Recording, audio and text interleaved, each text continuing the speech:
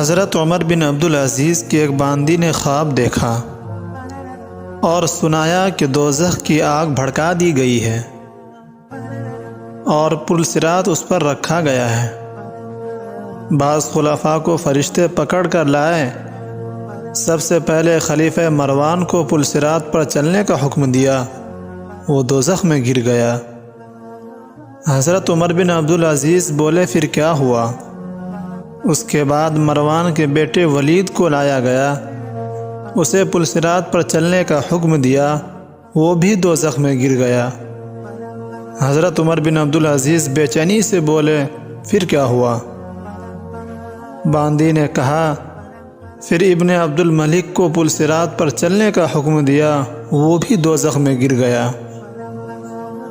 حضرت گھبراہٹ سے بولے پھر کیا ہوا؟ باندی نے عرض کیا حضرت اس کے بعد آپ کو لایا گیا۔ باندی نے اتنا ہی کہا تھا کہ حضرت عمر بن عبدالعزیز نعرہ مار کر بے ہوش ہو گئے، اور اس ڈر سے کہ کہیں وہ بھی دوزخ میں گرتے نہ دیکھا گیا ہو، دیر تک بے ہوش رہے۔ باندی نے چیخ مار کر عرض کیا امیر المومنین، خدا کی قسم میں نے دیکھا کہ آپ صحیح سلامت پل صراط عبور کر گئے۔ آپ کو کافی دیر کے بعد ہوش آیا تو اللہ کا شکر ادا کیا۔ کسی شخص کا لڑکا شہید ہوئے ایک عرصہ گزر گیا، ایک رات وہ خواب میں ملا جس دن حضرت عمر بن عبدالعزیز فوت ہوئے۔ باپ نے کہا تو فوت نہیں ہوا تھا؟ اس نے کہا میں اللہ کے قریب زندہ ہوں، کیونکہ مجھے شہادت نصیب ہوئی تھی، اس لیے رزق بھی ملتا ہے۔